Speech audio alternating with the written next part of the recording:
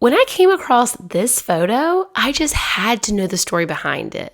In the various versions of this image circulating on the internet, many of the captions mention that the subject grew up inside a concentration camp. However, that's not the case, and if it's possible, the reality of this photograph is even worse.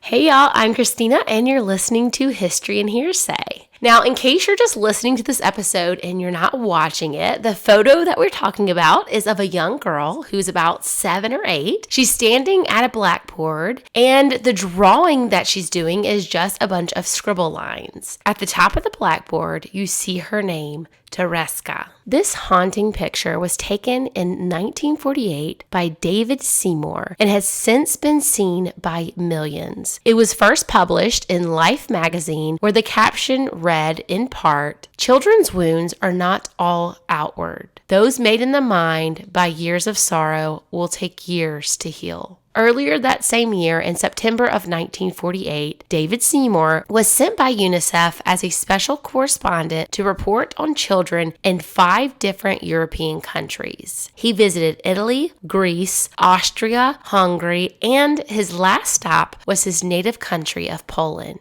While there, Seymour discovered that most of his family, including his parents, had been killed by the Nazis. Seymour first visited Otwock and then went to Warsaw, where he photographed the ruins of the Jewish ghetto. There, he came upon a group of school children pushing wheelbarrows full of rubble. When he followed him, he found several other children working in a garden plot as occupational therapy. In a school for backward and psychologically upset children, Seymour observed a blackboard with a pinned note from the teacher instructing the children to draw their home. There in front of the blackboard stood young Tereska, her haunted eyes full of confusion and anguish as she drew a tangle of frantic lines. For nearly 70 years, this image was surrounded by mystery, and the real identity and story of Tereska remained unknown. It was known that the young girl had spent her life in a war zone, but beyond that, she was a mystery. There was even a debate as to whether her name was spelled with an S or a Z, but for the purposes of today's video, I'm going to be using the spelling that's on the blackboard. Now, this may seem like a small detail, but people get pretty heated over these small details. Researchers going through the Institute's archives found that there were 3 girls named Tereska in the 1948 class list. One of them was about 12 or 13, so she was eliminated as being too old to be the girl in the image. And the second girl from the list was eliminated when researchers found her family photo albums, and it was obvious from those photos that this was not the same girl. The third Tereska was 7 or 8, which tracked with the picture, and had left the school after only 1 year. The research team was able to find her brother and her sister-in-law, and from that they were able to piece together a few elements of her life. Tereska Adwintowskia, I'm pretty sure I mispronounced that correctly.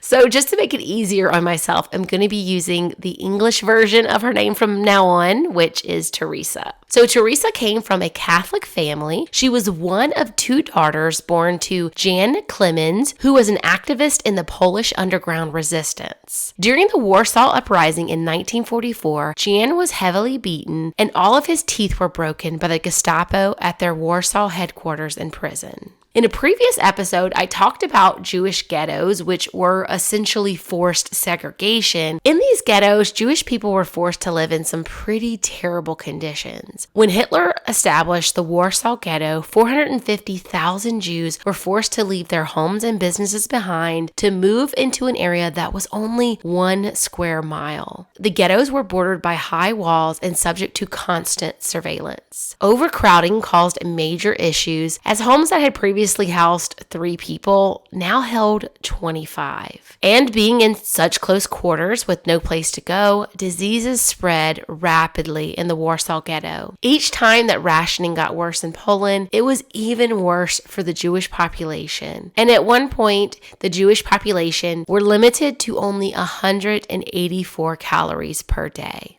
thousands died every month from disease and starvation. In order to survive in the ghetto, many Jewish women took to selling their possessions in order to try to make money to purchase more food. Some of these items were sold inside the ghetto, but many of the goods were sold on the black market to Poles and Germans on the Aryan side. Young men often snuck over the wall, or they would sneak through buildings that connected the ghetto to the Aryan side, or they would even sneak through the sewers to get to the Aryan side of Warsaw. Once on the outside, they would beg, steal, or trade goods for food. Now, the German occupiers worked extremely hard to make this as dangerous and difficult as possible. Walls were made higher and higher and topped with barbed wire, and those who were caught smuggling were publicly shot. Despite this, smuggling continued to deliver most of the ghetto's food, and much of the smuggling was done by teenagers.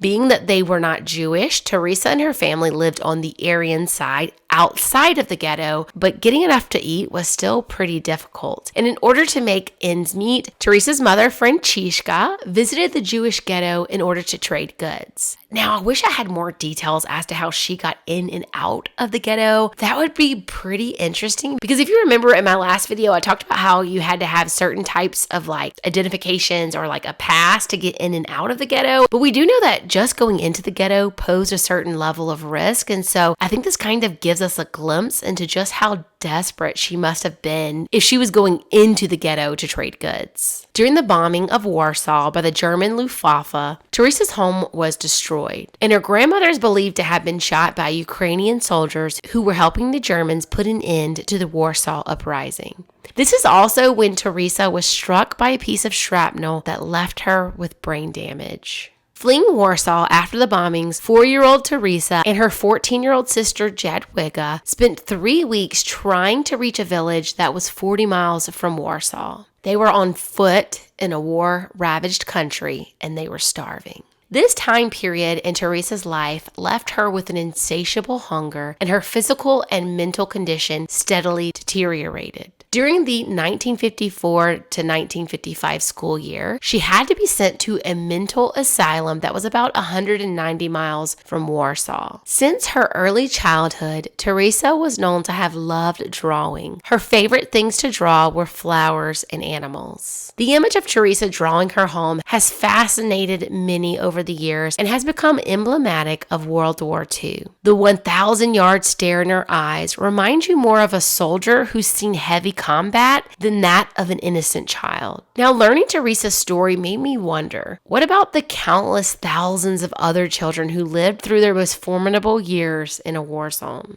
Children were especially vulnerable to Nazi persecution. Some were targeted for being Jewish, while others were targeted for biological reasons, such as patients who had physical or mental disabilities, or even because of alleged resistance or political activities. By the end of World War II, Nazi Germany and its collaborators had killed an estimated 1.5 to 1.7 million Jewish children, tens of thousands of Romanian or Gypsy children, and 5,000 to 7,000 German children with physical and mental disabilities living in institutions, as well as countless other Polish children and various other children who just so happened to be residing in the German-occupied Soviet Union. As a result of war and post-war activities, in 1947, about 200,000 German children were declared missing. At that time in Poland, there were around 57,000 orphaned German children who were placed in state care in educational facilities, in monastery-run orphanages, and in foster and adoptive families. Many of the children of undetermined nationalities were given new names. Post-war efforts to care for orphaned and displaced children included reunification efforts, which unfortunately it was pretty rare that children were placed back with their families, as most did not survive the war.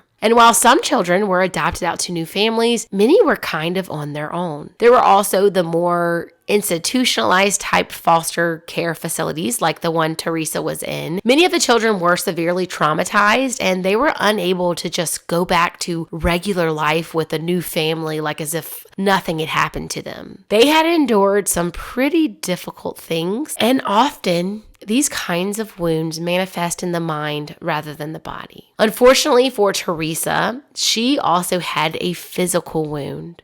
Her brain injury was extremely traumatic, and she never got better. As a teenager, she became addicted to cigarettes and alcohol, and even became violent towards her younger brother. By the mid-60s, she was at Turek Mental Asylum near Warsaw, where she spent the rest of her life, and it's said that the only things she cared about were cigarettes, food, and her drawings. In 1978, Teresa met a tragic death when she accidentally choked on a piece of sausage that she had stolen from another patient at the asylum. Teresa's story really made me want to dive deeper into what some of the children went through during World War II. Now, during my research, I discovered several different programs that were implemented to try to save children before, during, and after the war. But I ran out of time in today's episode, so I'm going to be sharing that with you guys next week. So stay tuned for that. And until then, check out some of my previous episodes right here.